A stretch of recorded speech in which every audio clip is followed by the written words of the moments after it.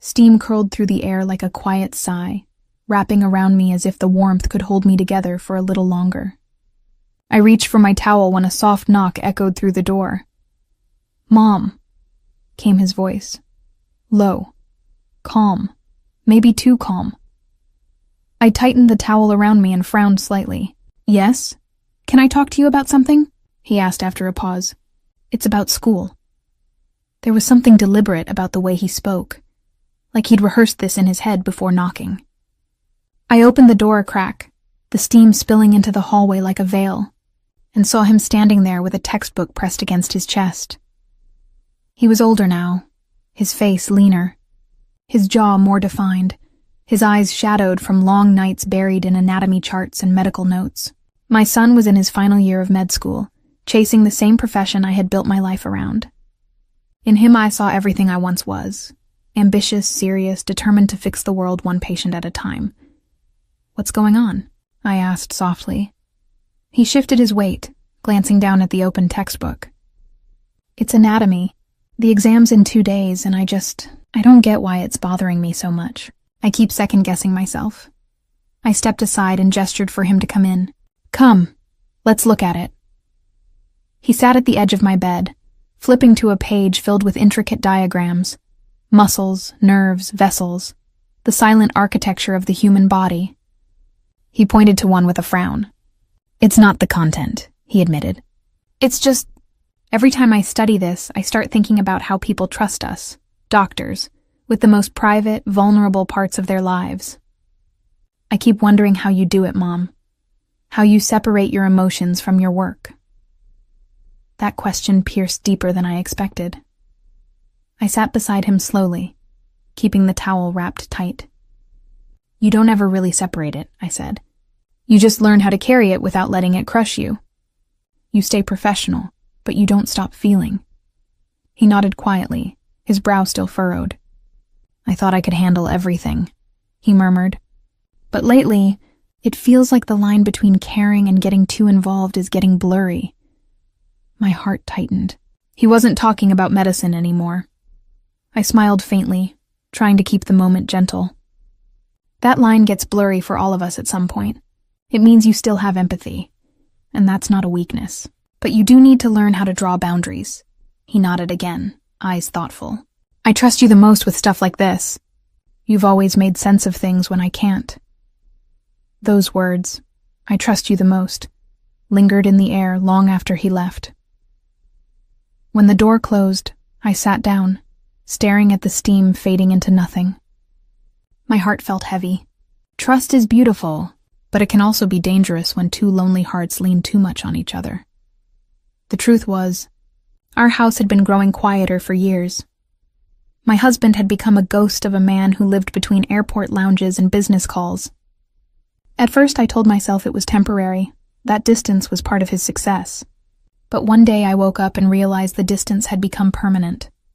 I had grown used to dinners alone, birthdays celebrated over video calls, and sleeping on a side of the bed that never moved. And somewhere in that silence, my son started filling the space. He brought me coffee on long nights. He asked how my day was. He noticed when I was tired, things his father had stopped noticing long ago. It wasn't intentional. It was survival. We were both trying to fill a void left by someone else's absence. But lately, something in that closeness had begun to shift. I wasn't sure how or when. Maybe it was the way he started speaking like an equal, not a child. Maybe it was how much he reminded me of the man his father used to be. Maybe it was me, too tired, too lonely, too starved for connection to realize that I'd started depending on him emotionally more than I should. That week felt longer than most. He'd been distant, polite but quiet, and I tried not to read into it.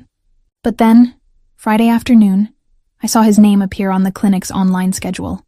My breath caught for a second before logic kicked in. He'd booked an appointment, with me, for a professional consultation. I smiled at the absurdity of it, thinking it was probably another project or study topic he needed help understanding. But when he stepped into my office that day, I realized it was something deeper. He looked nervous, tired, haunted. "I need your advice," he said simply. "But not as my mother, as a doctor." His tone was serious, but underneath it I heard something else. Fear, maybe confusion. He began explaining a situation about a patient case he'd seen during his rotation. How the patient's condition reminded him of something personal. How empathy had started turning into guilt because he couldn't save everyone. I listened quietly. And as he spoke, I saw a reflection of myself 20 years earlier, standing in a hospital hallway, trying to hold my tears after losing a patient I'd grown too close to. "It's normal to feel that," I said softly. "It means you care, but caring too much can destroy you if you don't find a balance." He nodded slowly. "That's what I'm scared of. Losing control of what I feel, losing who I am." And in that moment I realized something. He wasn't just talking about medicine. He was talking about us, about how our relationship had started feeling blurred, how we'd started relying on each other for comfort we should have been finding elsewhere. That night, I couldn't sleep. Every corner of the house felt heavy with unspoken words. I sat in the living room, staring at the quiet glow of the lamp, thinking about how easily love could turn into dependence, and how, as a mother, I'd failed to see the signs. He had grown up under my shadow, my rules, my values, my approval. He'd built his life around my guidance because his father had always been absent, and in doing so, I had accidentally become his entire emotional world. That was my mistake. The next morning, I tried to make things normal again. Breakfast, chatter about exams, a comment about the weather. But he was quiet, thoughtful. His eyes followed me, not with resentment, but with a kind of silent searching. Like he wanted me to tell him that everything was okay, even if it wasn't. Finally he spoke. "Mom," he said softly, "do you ever feel like you've been carrying someone else's emotions for too long?" I froze. He wasn't accusing me. He was confessing, sometimes, I admitted. It happens when you love someone deeply. You start trying to fix their pain, even when it's not your job. He gave a small, sad smile. "Yeah, I think that's what I've been doing. With you." The honesty in his words nearly broke me. He continued. "When Dad left, I tried to be there for you. I wanted to make things easier, but somewhere along the way, I think I started losing track of what was mine to carry." Tears burned behind my eyes, but I forced a steady breath. "That's not your fault," I whispered. "That's mine. I should have protected you from that. I leaned on you when I shouldn't have. I made you grow up too fast." He looked down, his jaw tightening. We both did what we had to do to survive. And for the first time in years, we didn't speak as mother and son. We spoke as two human beings who had been trying to heal each other's loneliness. And in the process, had blurred the lines of what love was supposed to look like. That conversation changed everything. Over the next few weeks, we began rebuilding boundaries, awkwardly at first, but sincerely. We talked more openly, but also more carefully. I encouraged him to spend more time with friends, to go out, to reconnect with his own life beyond our shared orbit. And for myself, I started therapy, something I'd avoided for years because doctors always think they can fix themselves. I realized I couldn't be the foundation for everyone else if mine was cracked. In therapy, I learned that loneliness doesn't always come from being alone. Sometimes it comes from being unseen, even by the people who should see you most. And when that happens, you start accepting affection from anywhere it appears, even from those who shouldn't have to give it.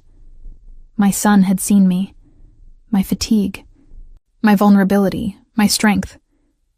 And instead of just seeing his mother, he'd started seeing the only person who understood him. It wasn't love in the wrong way. It was love that had nowhere else to go. Months passed. Seasons changed. One evening I came home to the smell of food. He was in the kitchen, sleeves rolled up, humming to himself as he stirred a pot. "Dinner?" I asked with a smile. He grinned. My way of saying thanks. For everything. We ate together, and for the first time, the silence between us wasn't heavy. It was peaceful. He told me about a girl he'd met in his class, how nervous he felt, how uncertain he was about balancing emotions with career. I listened, smiling, realizing that this was what healing looked like, handing back the emotional space I had taken. When dinner